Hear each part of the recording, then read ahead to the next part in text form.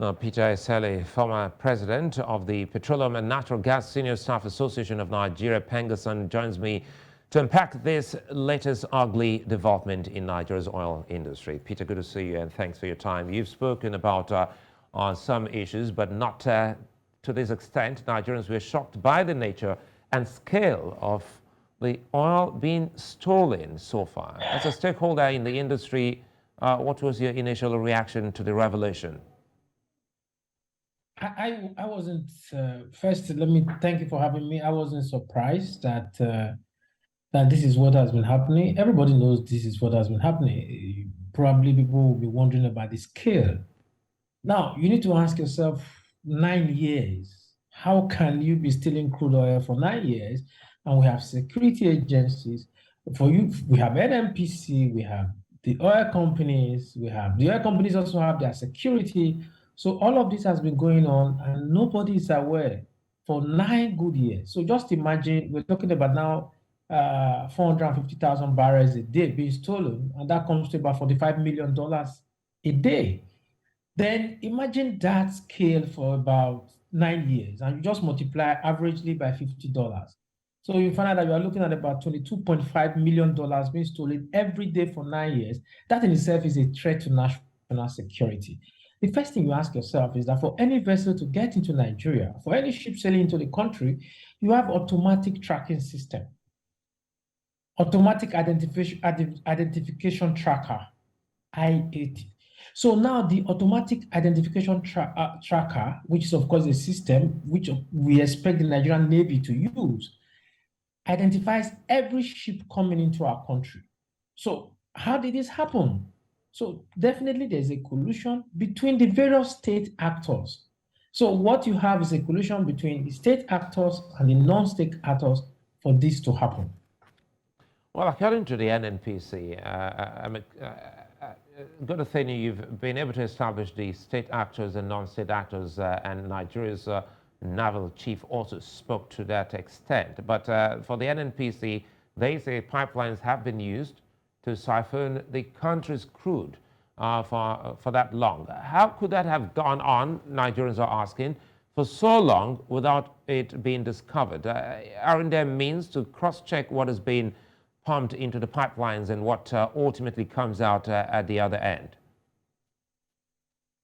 Now, first is that we need to get to the bottom. But again, from everything I've been reading in the press, the usual thing is what is playing out, drama.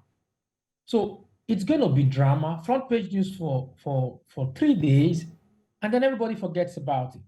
But we need to drill down to know, why did this happen? What happened to the automatic identification system that identify every ship coming to the country? That's one. Number two, how will you have been pumping crude? Even if you are losing 1,000 barrels a day, who reported that this happened? And you can see the various connections that were done on those pipelines. Those were done by professionals. And if that happened, what was the security, the security in the oil companies also doing? So why was this not reported to NNPC? And if this shortfall also existed, what did NNPC do to say, why are we getting less production daily for export? Now, first, let me commend the current GMD of NNPC. He has done several things that have not been done in NNPC in a very long time. First, the current GMD is the first one to audit the NNPC account, and we are also having this happen. And I was shocked to also see the chief of defense staff going there. He has no business there. That's even still needed. We need to now ask ourselves, we have the various commanders, they call them FOC, office commanding various areas in the Nigerian Navy. What were they doing? These are the various, I can just see it on the screen now, of the various connections that were done. Who made those connections? Now, I also gathered on one of your channels, whereby it was reported that one of the vessels that was also arrested has been set on fire. Why will you do that? You've not finished your investigation, and then you are setting the vessel on fire. Peter, let me jump in here, because our team just returned, and they actually, I'm happy you brought this in. They witnessed the destruction of that vessel and how it was destroyed. Speak to us on that. You think that's an evidence that should have given the Of country course, a clue? of course, yes, there is no serious country where you go ahead and destroy an evidence. That's something you show to the world that this is vessel coming into the country, and then you now also have to track the origin of the vessel. And when you now track the origin of the vessel, you are now able to identify how many barrels of crude that have been moved out of the country. From first, you have to identify the originating country, which is Nigeria, and then you also identify which of the countries that is receiving the crude. So for you to go ahead and just destroy the vessel, first of all, do you also look at the environment, the impact of such destruction to the environment? Every day we are talking about pollution.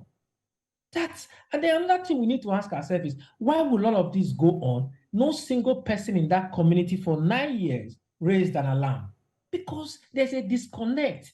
They don't see any basis. There's no effect to their life. So if they have any effect that their life is getting better, of course they will report it. They don't think the Nigerian state is responsible for their well-being. They're not feeling the effect. Peter, So before as I a let you go, result, there's a apologies disconnect. again for coming in. Before I let you go quickly, can this ever be curbed? Yes, yes, it can be curbed. Now, are you not surprised that is, first of all, the new security, the ex-militant who is the chairman of the new security outfit, is the one that just discovered this in less than 6 weeks after his contract was signed. So it's an indictment on the security agencies in the country. I think it can be stopped if there is a will from the state actors, because it is state actors that are empowering the non-state actors. It can be stopped. Peter Esele, many thanks for speaking with us.